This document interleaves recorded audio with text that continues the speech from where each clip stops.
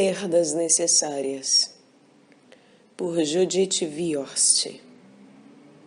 33ª reimpressão pela editora Melhoramentos.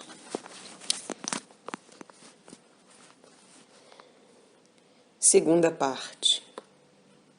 O proibido e o impossível. Abre aspas. A realidade psíquica sempre será estruturada com base nos polos da ausência e da diferença, e os seres humanos sempre precisarão se adaptar ao que é proibido e ao que é impossível. Fecha aspas. Joyce McDougall. Capítulo 6. Quando você vai levar o novo bebê de volta para o hospital? Abre aspas. Pois o erro gerado nos ossos de cada mulher e de cada homem deseja o que não pode ter. Não o amor universal, mas ser amado sozinho.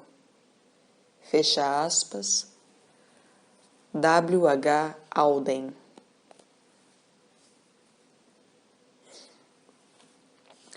O amor pode ser a ponte entre um eu separado e outro eu separado, mas o amor que imaginamos inicialmente é algo só nosso, um amor indivisível e que tudo abrange.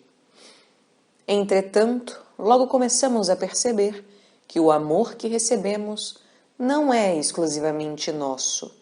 Existem outros com direito ao amor do nosso amor verdadeiro, que desejamos e não podemos ter. Ou seja, nós almejamos o impossível.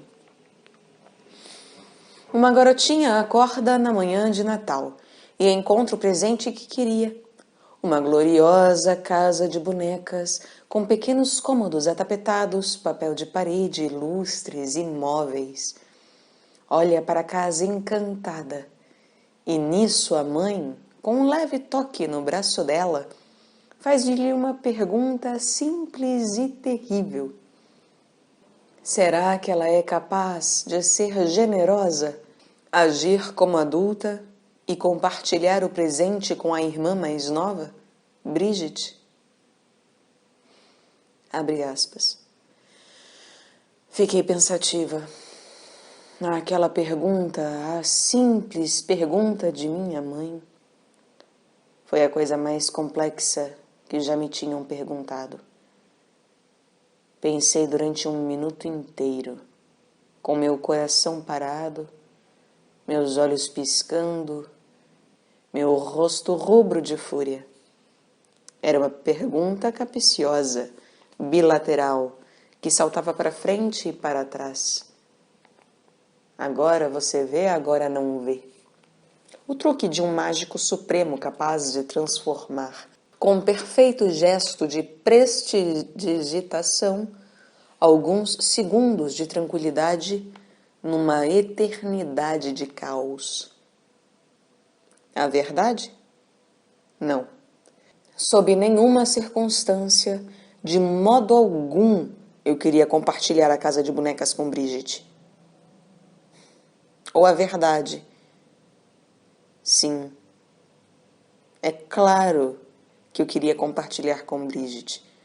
Não só porque isso agradaria minha mãe e demonstraria o quanto eu era generosa e crescida, mas também porque eu sabia que amava Bridget profundamente e me identificava com seu desejo quando ela tocava timidamente a miniatura do relógio do carrilhão no hall em miniatura.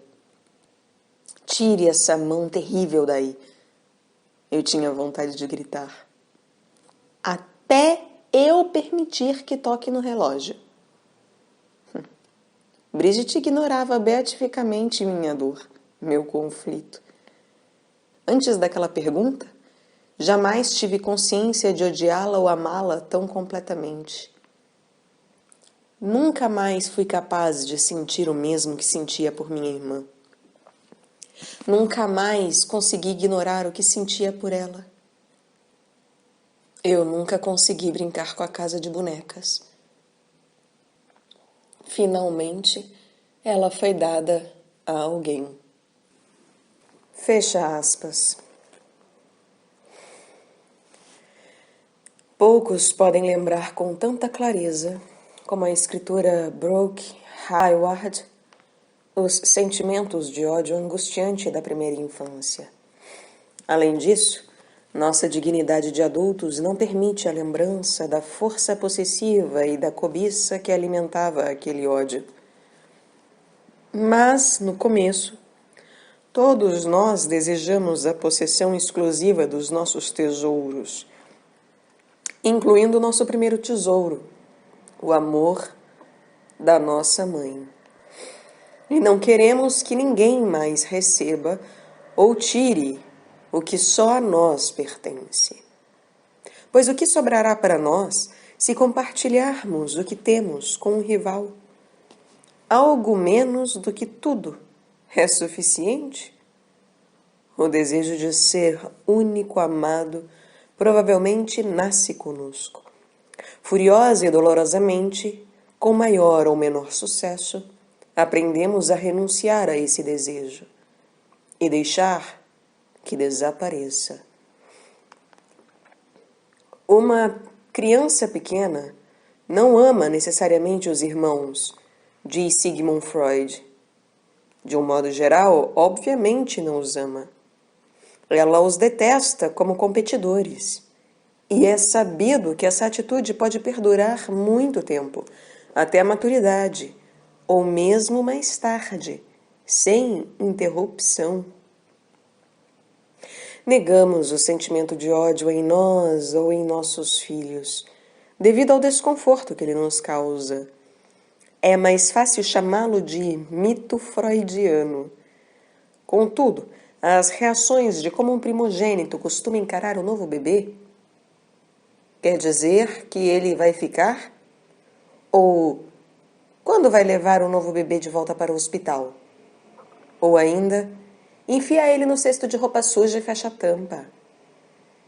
E mais. Para que precisamos dele? Demonstra de modo refinado a intensa aversão que meu dicionário define como ódio. Primeiro item. Há alguns anos, meu amigo Harvey tomava conta do filho de 3 anos, enquanto a mulher e o novo bebê estavam ainda no hospital. Tudo parecia calmo, mas, em certo momento, Harvey perguntou a Josh, que estava ao seu lado com papel e lápis de cera: "Que tal fazer um bonito desenho para mim?"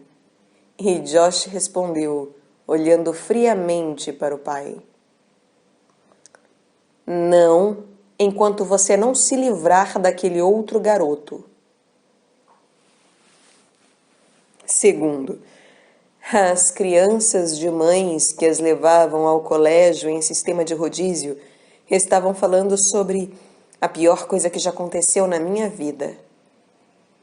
Assim como quebrar o tornozelo, ou cair da árvore, ou um envenenamento por planta venenosa. Quando chegou a vez de Richard, ele disse: "A coisa pior e mais horrível que já me aconteceu foi o nascimento da minha irmã." Terceiro. Muito bem. Aqui está o novo bebê que você queria. O que tem a dizer? Perguntei ao meu filho Tony quando nasceu o irmão Nick. Tenho a dizer? Respondeu Tony, sem um momento de hesitação. Que mudei de ideia. A rivalidade entre irmãos é normal e universal? 10 psicólogos em 10 respondem que sim. E, embora possa ser mais intensa nos primogênitos, ou entre 2 crianças ou mais do mesmo sexo, ou quando as idades são muito próximas, ou ainda quando as famílias são menores, não há dúvida de que todos nós somos tocados por esse sentimento de rivalidade, do qual ninguém fica completamente isento. Pois nós todos experimentamos, nos primeiros meses de vida, a ilusão de possuir completamente nossa mãe. A simbiose ocorre estritamente entre mamãe e eu. Verificar que outros têm direitos iguais ou até mesmo maiores sobre ela significa nossa iniciação ao ciúme. Naturalmente, isso não significa a inexistência, pelo menos no futuro, de fortes elos de lealdade e afeição. Irmãos podem ser aliados e amigos íntimos, mas é o Gênese, não Freud, que nos ensina. O primeiro crime de morte ocorrido na Terra foi entre irmãos. É o Gênese, não Freud, que atribui a esse primeiro crime motivos muito semelhantes à rivalidade entre irmãos. Abre aspas. E o Senhor respeitava Abel e suas oferendas, mas não apreciava Caim e suas oferendas. Revoltou-se, pois, Caim, e seu rosto encheu-se de sombras. Aconteceu então que, estando os dois no campo, Caim ergueu-se contra Abel e o matou. Fecha aspas. Matamos nossos irmãos e irmãs por terem mais, ou mesmo por um pouco de amor dos nossos pais. Mas essas mortes se realizam, em sua maior parte, dentro de nossa mente. E, finalmente, aprendemos que a perda do amor indivisível é uma perda necessária, que amar vai muito além do relacionamento mãe-filho, que a maior parte do amor que recebemos neste mundo terá de ser compartilhado, e que isso começa em casa, com nossos irmãos e rivais. Isso não nos agrada. Realmente, Ana Freud inclui entre as características normais da primeira infância ciúme e competitividade extremos e impulsos para matar os rivais. Porém, embora a ideia de matar possa nos parecer um método muito eficiente para reconquistar o amor exclusivo da nossa mãe, logo aprendemos que atos hostis não conquistam esse amor, mas o contrário, o afastam. O perigo de perder o amor da mãe ou do pai, o amor dos que amamos, nos apavora. E é uma promessa de imensa ansiedade. Assim, quando a criança tem um impulso, destrua esse bebê, que pode provocar essa perda, procura afastá-lo. Por meio de um ou mais dos nossos mecanismos de defesa, quase todos inconscientes, podemos manter afastada a ansiedade, opondo-nos, resistindo, transformando, livrando-nos, nos defendendo desse impulso perigoso e agora indesejável. Essas defesas não se restringem aos problemas da rivalidade entre irmãos. Elas nos servem durante toda a vida, funcionando sempre que uma perda temida ou real começa a gerar ansiedade. Elas nos servem nas situações que inconscientemente consideramos perigosas emocionalmente. E, embora façamos uso de uma ou outra em determinados momentos, aquelas às quais recorremos com maior frequência tornam-se parte central do nosso estilo e caráter. Aqui estão os nomes e os significados dos mais comuns mecanismos diários de defesa. E aqui está como podemos fazer uso deles para enfrentar aquele impulso de destrua esse bebê, quando ele ameaça fazer com que percamos o amor da nossa mãe. Repressão, que significa empurrar o impulso indesejado e qualquer lembrança, emoção ou desejo associados a ele para longe do consciente. Assim, não sinto conscientemente vontade de machucar este bebê. Formação reativa, que significa manter o impulso indesejado longe do inconsciente, superenfatizando o impulso oposto. Assim, não quero machucar este bebê. Eu amo este bebê. Isolamento, que significa separar uma ideia do seu conteúdo emocional, de modo que, enquanto perdura o impulso indesejado, todos os sentimentos ligados a ele são empurrados para longe do consciente. Assim, tenho esta fantasia constante de ferver meu irmão em óleo, mas não tenho o menor sentimento de ódio para com ele. Negação significa a eliminação de fatos indesejáveis e o impulso indesejável associado a esses fatos, reexaminando-os em nossas fantasias, palavras e comportamentos. Assim, não preciso machucar o bebê porque continuo a me considerar filho único.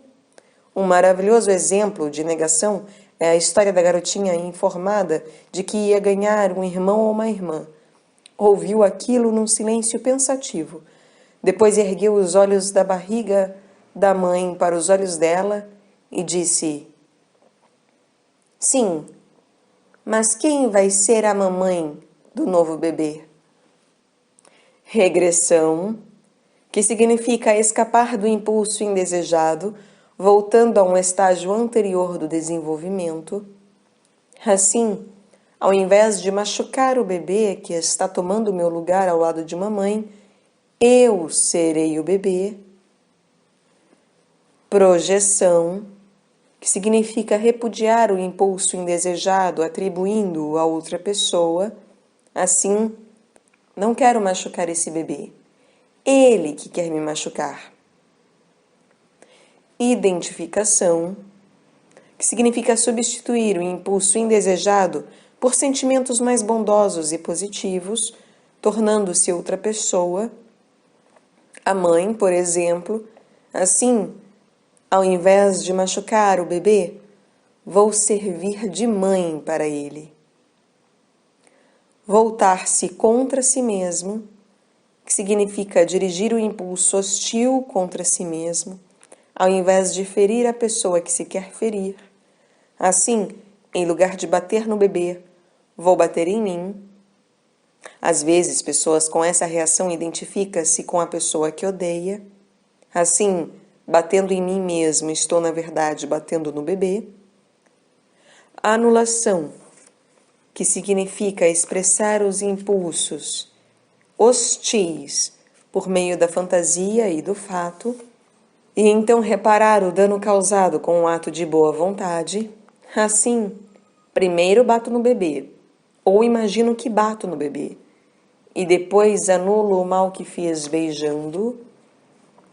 E sublimação, que significa substituir o impulso indesejável por atividades socialmente aceitáveis. Assim, ao invés de bater no bebê, eu vou fazer um desenho. Ou talvez, como no meu caso, em resposta à minha irmã mais moça, a pessoa cresça para escrever um capítulo sobre a rivalidade entre irmãos. Além desta lista dos assim chamados mecanismos de defesa, quase qualquer coisa pode servir para o mesmo fim. E outra técnica importante, usada por muitos irmãos rivais, inclusive minha irmã mais moça, Luiz, e eu, consiste em fazer a distinção entre nós e o irmão ou irmã, concedendo ao rival um conjunto de características e a nós outro conjunto, oposto.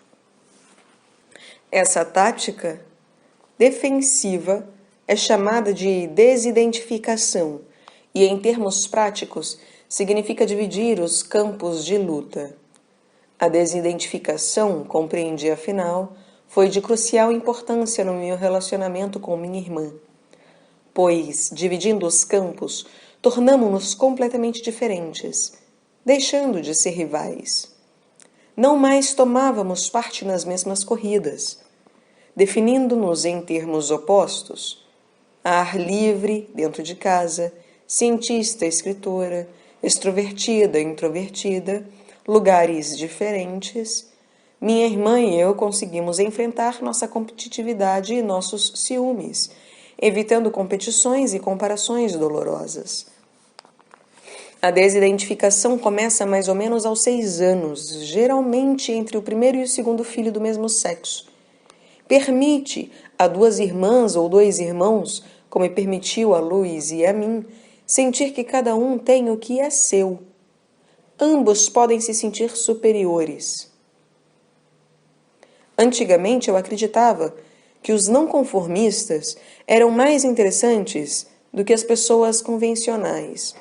Ao passo que minha irmã, com a mesma presunção, acreditava que pessoas iguais a ela eram confiáveis. É claro, em contraste com os levianos não conformistas.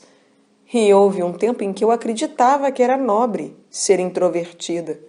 E Luiz acreditava que era mais saudável ser extrovertida. Todos saíram ganhando. Uma parte daquilo que os irmãos dividem podem ser a mãe e o pai.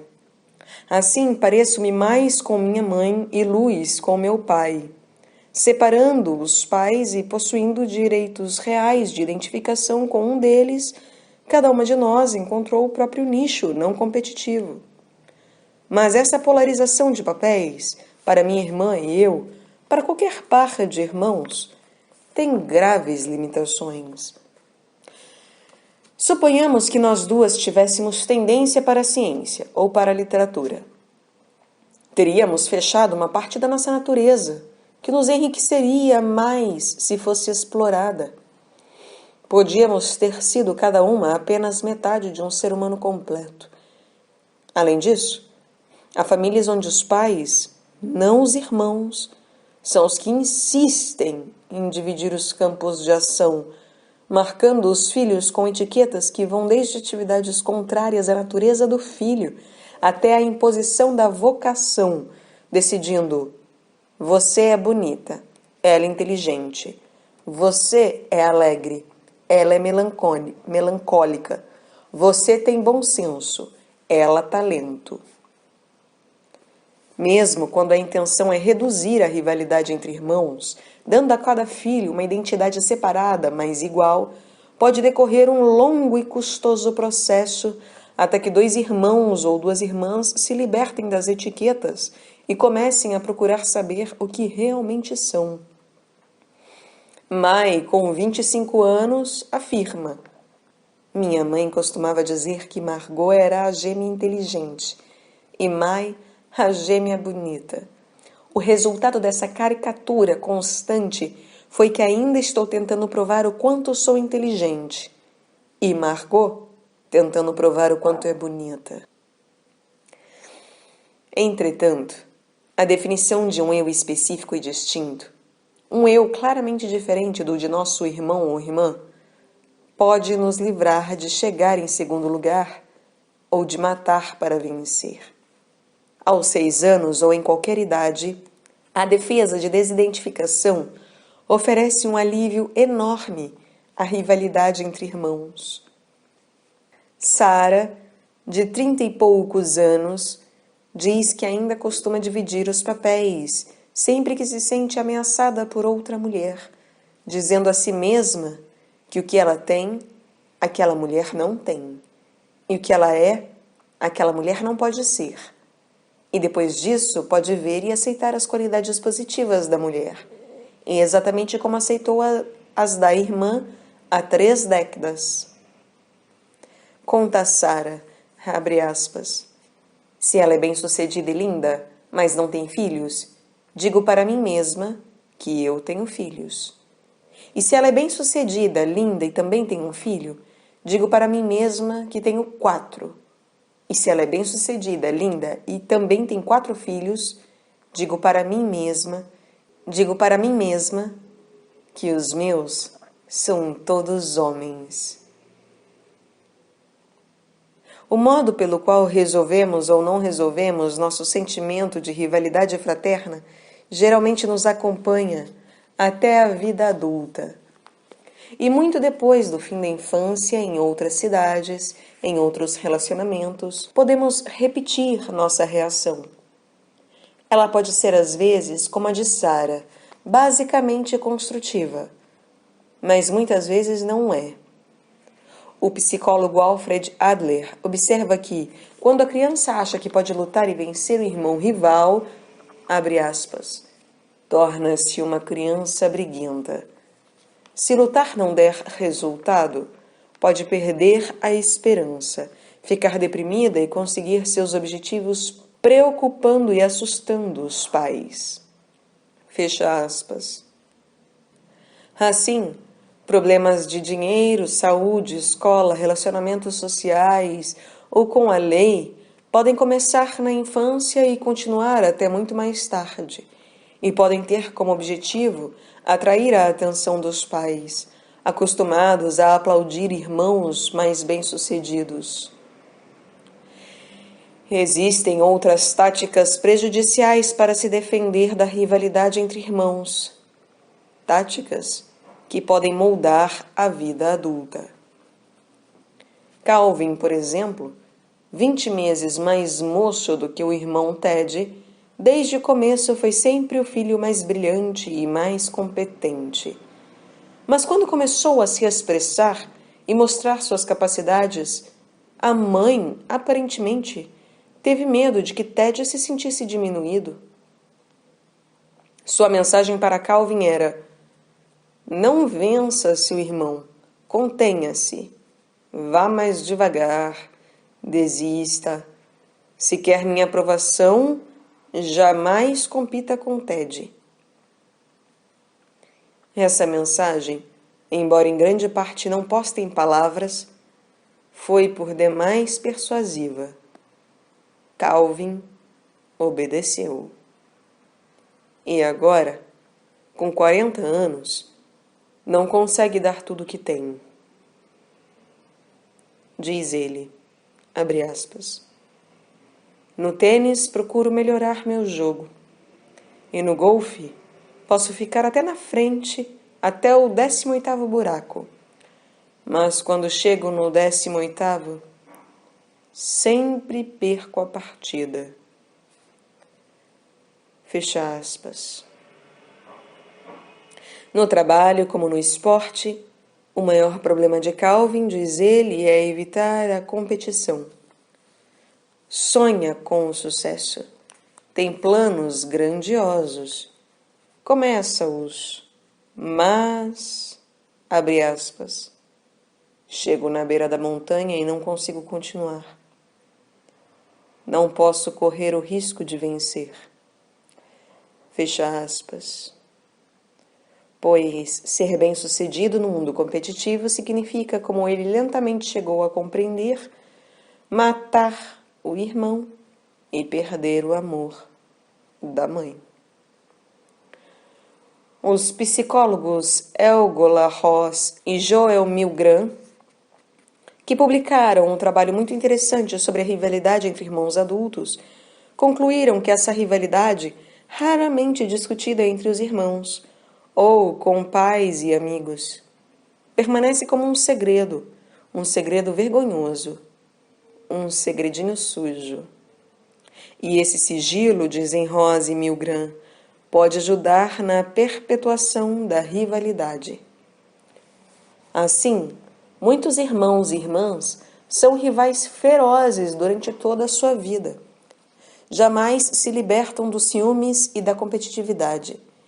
E, a despeito de tudo que possa estar acontecendo a eles em outro lugar qualquer, continuam intensamente confundidos um com o outro.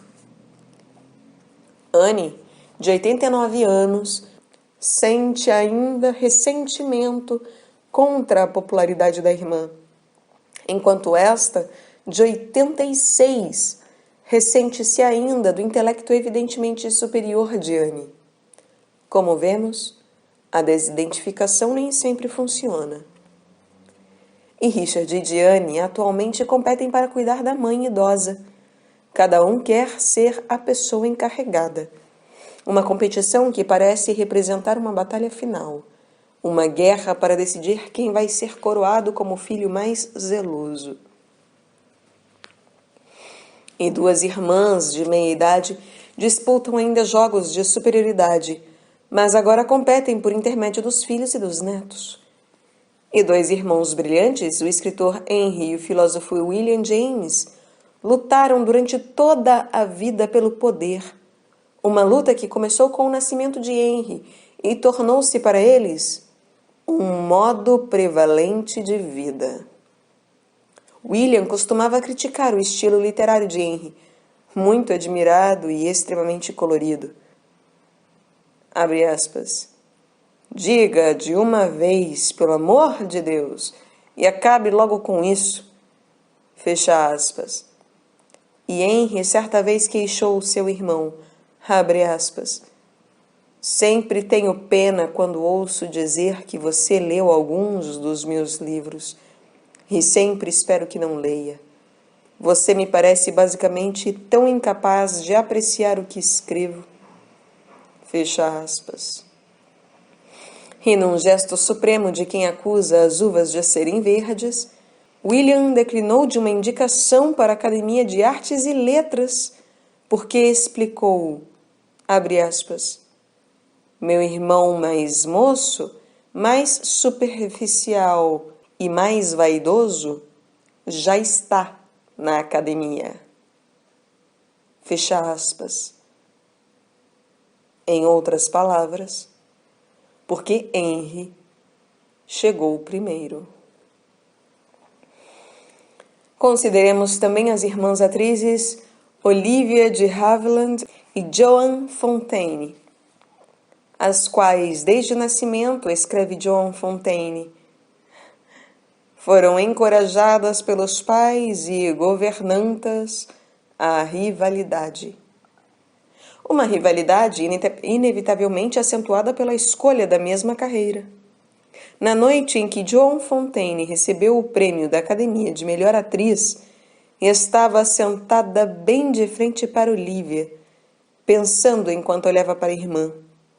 Abre aspas. Finalmente eu tinha feito o máximo. Toda a rivalidade que havia entre nós quando crianças, os puxões de cabelo, as lutas selvagens, a vez em que Olivia quebrou minha clavícula, tudo voltava rapidamente em imagens caleidoscópicas. Fiquei completamente paralisada. Tinha a sensação de que Olivia ia saltar sobre a mesa e me agarrar pelos cabelos. Era como se eu tivesse 4 anos e estivesse enfrentando minha irmã mais velha. Diabo! Mais uma vez eu estava provocando sua fúria. Fecha aspas.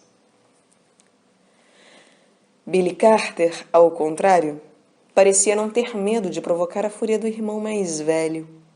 E Jimmy Carter suavemente anunciava que eu amo Billy e Billy me ama, permitindo que o irmão, durante todo o tempo em que Jimmy ocupou a presidência, fizesse de si mesmo um espetáculo público. Bebendo, dizendo o que não devia, envolvendo-se em complicações financeiras, Billy competia com Jimmy pela atenção do povo. E embora não tivesse meios para derrotar o irmão rival virtuoso e bem-sucedido, podia, com sua conduta de desprezo e não arrependimento, embaraçá-lo e prejudicá-lo.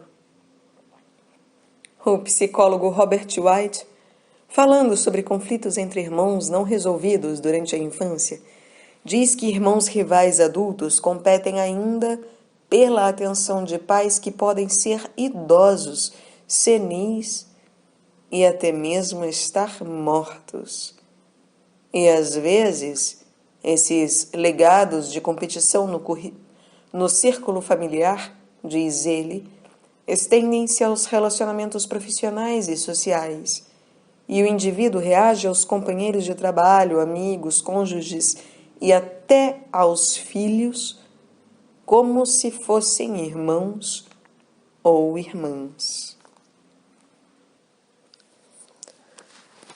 Um técnico de laboratório, por exemplo, queixa-se do companheiro de trabalho 3 anos mais velho que, abre aspas, está sempre me espionando, implica comigo e acha errado tudo que eu faço. Fico tão nervoso que cometo mais erros. Exatamente o que acontecia com meu irmão mais velho. Fecha aspas. A editora de uma revista fica tão perturbada quando Isabel, uma colega mais nova, é promovida antes dela, que precisa procurar ajuda psicológica. Por que a preferência do patrão por aquela jovem atraente e ambiciosa a deixou tão arrasada? Por que está sendo atormentada por sentimentos de ciúme, raiva e rejeição? Abre aspas. Descobri mais tarde, diz ela, que minha rival, mais moça do que eu, fazia-me lembrar vagamente de minha irmã mais nova, Cíntia. O cabelo de Isabel era crespo como o de Cíntia, e ela era também muito insinuante, e eu sempre invejei isso. Compreendi também que Cíntia sempre fora a preferida de papai, e por estranho que pareça, meu chefe lembrava meu pai com seus maneirismos.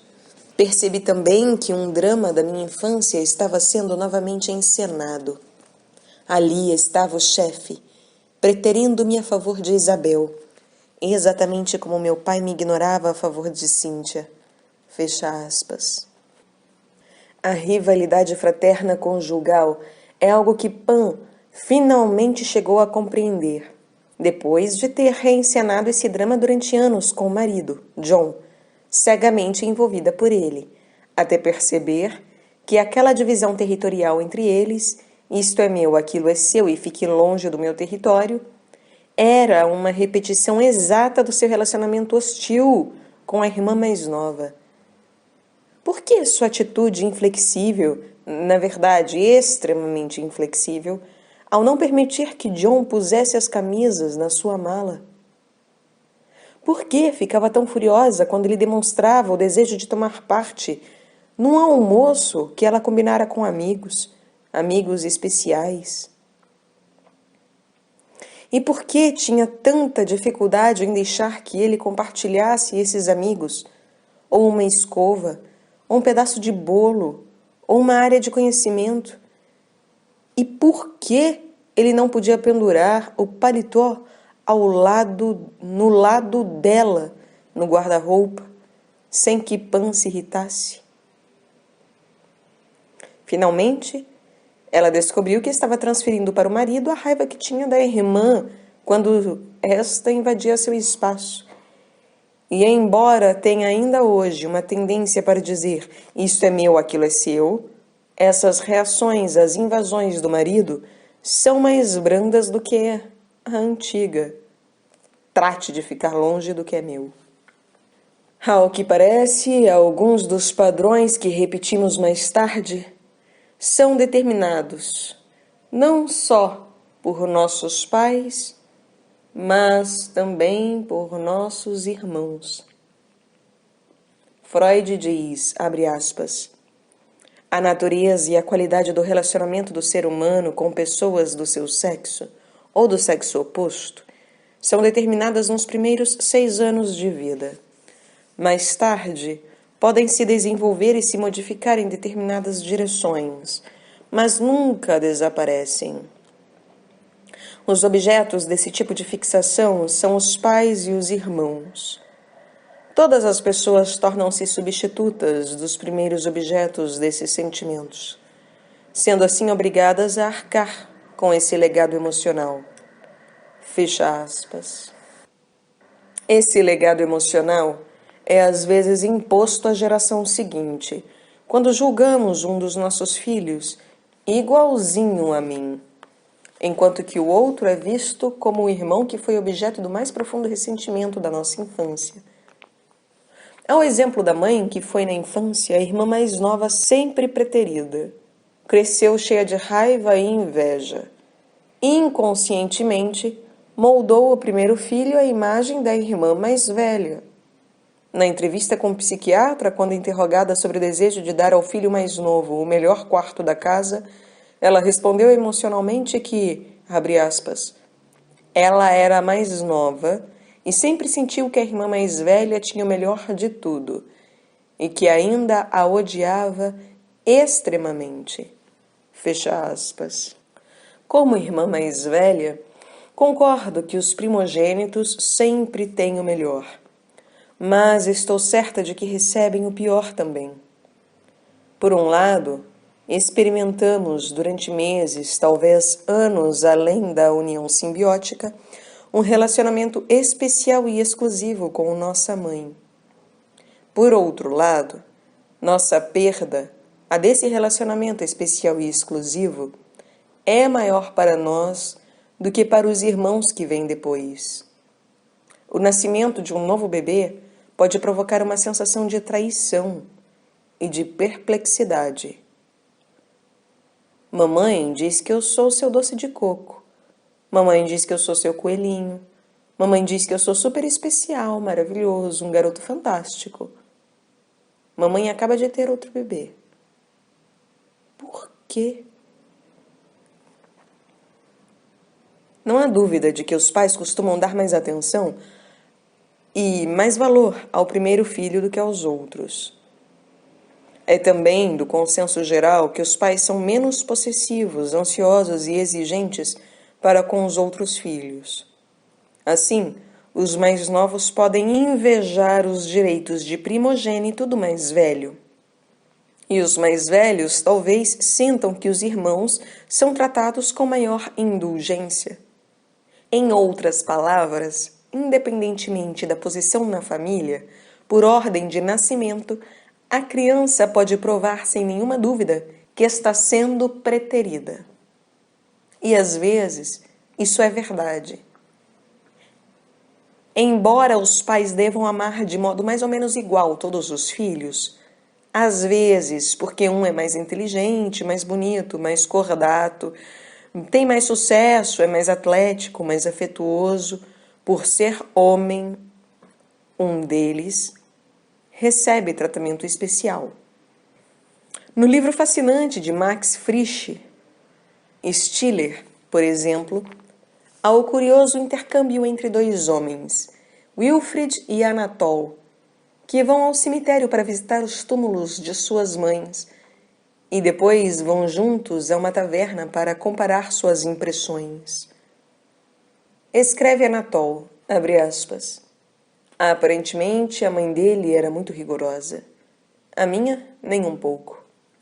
Lembro-me de escutar pelo buraco da fechadura quando minha mãe contava a um grupo de amigos minhas palavras engraçadas e inteligentes. Nada disso jamais aconteceu com Wilfried. A mãe dele temia que o filho jamais conseguisse coisa alguma. Fecha aspas. Além disso, nota Anatole, a mãe de Wilfried era, abre aspas, uma mulher de espírito prático, que incutiu no filho desde muito cedo a ideia de que nunca poderia se casar com uma mulher certa, se não ganhasse muito dinheiro. Fecha aspas. A mãe de Anatole, ao contrário, era alegre e indulgente e, abre aspas, dava mais importância às minhas qualidades interiores, certa de que eu poderia me casar com quem quisesse. Fecha aspas. Está claro que Anatole e Wilfried tinham mães completamente diferentes. Porém, era a mesma mãe. Os homens eram irmãos. Às vezes, o filho favorito abusa arrogantemente da sua posição especial e às vezes sente-se culpado. Outras vezes, é aprisionado no papel de melhor filho. Mas, seja qual for a sua resposta, os irmãos e irmãs na certo invejarão e ficarão ofendidos, e essa hostilidade pode ultrapassar a fase da infância. O bêbado Jaime, da peça de Eugène O'Neill, A Longa Viagem para Dentro da Noite, amargamente furioso com o irmão mais novo, admite que este foi uma péssima influência para ele. Por quê?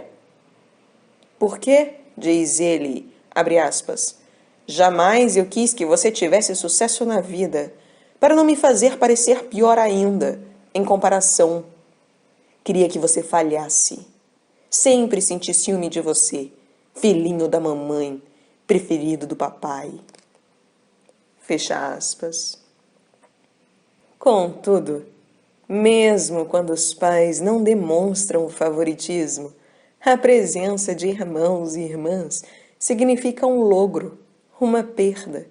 Perda porque transforma os braços, os olhos, o colo, o sorriso e o seio inigualável da mãe, de um domínio particular, numa propriedade compartilhada.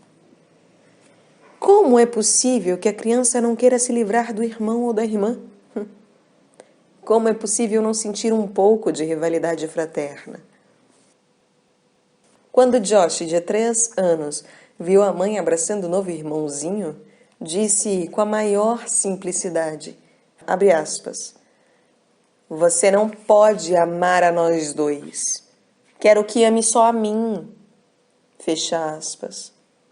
Ao que a mãe respondeu com sinceridade, abre aspas, eu o amo muito, mas não amo só a você. Fecha aspas. E esse é um doloroso fato da vida que não pode ser negado. Temos de dividir o amor da nossa mãe com irmãos e irmãs. Nossos pais podem nos ajudar a enfrentar a perda do sonho do amor absoluto, mas não podem nos fazer acreditar que não o perdemos. Contudo, é possível aprender, se tudo correr bem, que existe amor suficiente para todos. Pode-se aprender também que irmãos e irmãs oferecem a possibilidade de outro tipo de ligação familiar amorosa, pois embora a rivalidade entre irmãos costume provocar desconforto e sofrimento, pode nos acompanhar na nossa vida de adultos, pode vir a ser uma herança emocional legada a todos os outros tipos de relacionamento, pode também subordinar-se a elos contínuos de amor fraterno. Na verdade, nos últimos anos cresceu o número de estudos sobre o relacionamento de irmãos durante a vida. Estudos que focalizam não apenas a rivalidade, mas que identificam nos irmãos seres consoladores, protetores, modelos, incentivos para realizações, aliados leais e grandes amigos. Na verdade, às vezes, quando não tem mais os pais amorosos para apoiá-los, os irmãos podem se tornar o que os psicólogos Michael Kahn e Steven Bank chamam de João e Maria, tão intensamente fiéis e mutuamente protetores quanto os irmãos do conto de fadas. Joãozinho e Maria geralmente compartilham uma linguagem especial, ficam aborrecidos quando precisam se separar e consideram a harmonia desse relacionamento mais importante do que qualquer vantagem individual. Crescem com o compromisso de permanecerem juntos a todo custo, mesmo que tenham que excluir cônjuges e amigos. A lealdade ao irmão ou irmã vem sempre em primeiro lugar. 4 irmãos, Eli, Larry, Jack e Nathan Jerome, tornaram-se Joãozinhos e Marias por ocasião da morte da mãe, e devido ao comportamento instável e às vezes violento do pai. Homens adultos hoje, a lealdade persiste. Vejamos o que diz Nathan. Abre aspas. Tenho certeza de que, se eu tiver algum problema, as primeiras pessoas que vou procurar são meus irmãos. Não vou procurar meu pai. Não procuro os parentes de minha mulher. Procuro meus irmãos. fecha aspas. E Larry diz, abre aspas, se vocês, meus irmãos, vierem a mim com alguma dificuldade, vocês sabem, acadêmica, financeira, ou seja lá o que for, eu lhes darei meu último centavo. E estou falando sério, com toda a sinceridade, apesar da minha responsabilidade para com minha mulher e meus filhos. Fecha aspas. Joõezinhos e Marias são casos extremos de proximidade entre irmãos e a intensidade do relacionamento sugere que o fracasso dos pais, ou alguma tragédia, os obrigou a abrir caminho sozinhos nos bosques cheios de bruxas. Joõezinhos e Marias têm menos probabilidade de se desenvolver em círculos familiares mais benignos, capazes de dar amor e proteção aos filhos. O que se forma, então, não tem a mesma intensidade, mas representa, do mesmo modo, um apoio carinhoso e uma união. Pois, com o tempo, a identificação com o progenitor carinhoso, vou ser como você e vou amar esta criança, mais a formação reativa, talvez eu ame esta criança, além do prazer de ter um companheiro para brincar, um admirador, um perseguidor ou um companheiro de nós contra eles, representados pelos pais, podem finalmente moderar a rivalidade. E essa peste, este intruso, este competidor, esse ladrão do amor da mãe, pode vir a ser um amigo.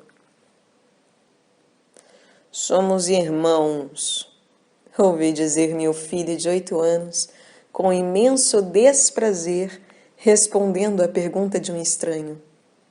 Com 15 anos, ele respondeu com orgulho e entusiasmo, com amizade e amor. Somos irmãos. Porém, mesmo quando a rivalidade continua na vida adulta, é possível uma mudança e uma reconciliação. Os antigos padrões persistem, mas não estão mais gravados em pedra. E às vezes, os triunfos ou problemas de um irmão ou uma irmã podem alterar o equilíbrio do amor-ódio a favor do amor. Às vezes, uma crise na família pode aproximar os irmãos. O reconhecimento em qualquer idade das nossas dolorosas repetições pode nos libertar para modificar as coisas. Nem sempre precisamos continuar como sempre fomos. O psicólogo Vitor Cicirelli, depois de mais de uma década de pesquisas sobre o relacionamento entre irmãos, define o elo fraterno como uma união sem igual nos relacionamentos humanos, por sua duração, seu igualitarismo e a divisão de uma mesma herança. Muitos irmãos, diz ele, mantêm contato até o fim da vida, sendo que as irmãs desempenham um papel principal na manutenção do relacionamento familiar e de apoio emocional. Num estudo sobre irmãos com mais de 60 anos, Cicirelli descobriu que 83% deles descreviam o relacionamento com irmãos ou irmãs como muito próximo. E uma vez que se sabe que a rivalidade diminui com a idade avançada, talvez o aperfeiçoamento e a renovação do relacionamento entre irmãos seja uma tarefa importante nos últimos anos de vida.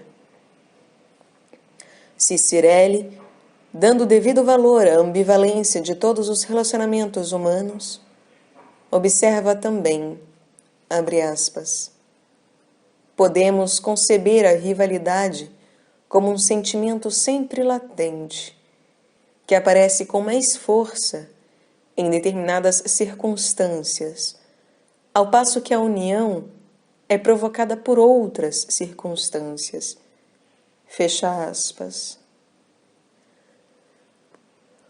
Mas, embora a rivalidade possa reviver em qualquer época da vida, podemos supor que crescer significa fazer as pazes com a perda do amor indivisível. A grande antropóloga Margaret Mead escreve no seu livro autobiográfico Blackberry Winter, abre aspas,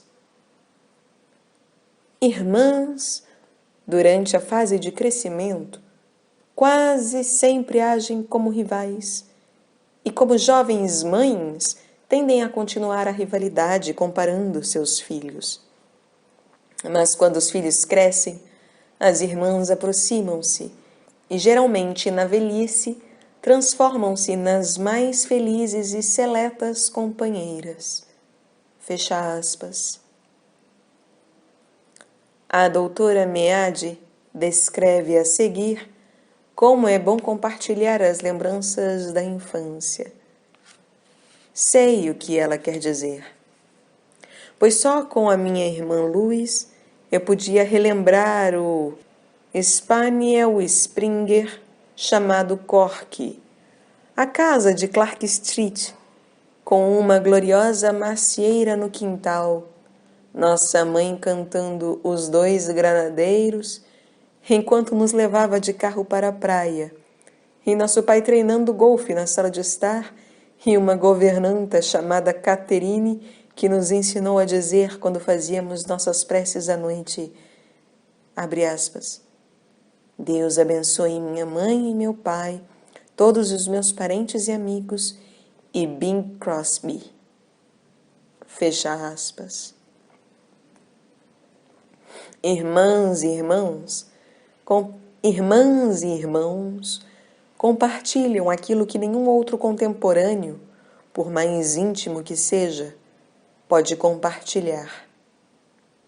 Os detalhes íntimos e significativos da história da família. Essa partilha, quando se consegue ultrapassar a rivalidade, pode lançar as bases de uma conexão para o resto da vida. Uma conexão que nos sustentará depois da morte dos nossos pais, depois que os filhos saírem de casa, depois de um casamento fracassado. Pois, embora irmãos e irmãs compartilhem uma perda, a perda do amor exclusivo da mãe, essa perda pode nos trazer ganhos imensuráveis. Essa perda pode nos trazer ganhos imensuráveis.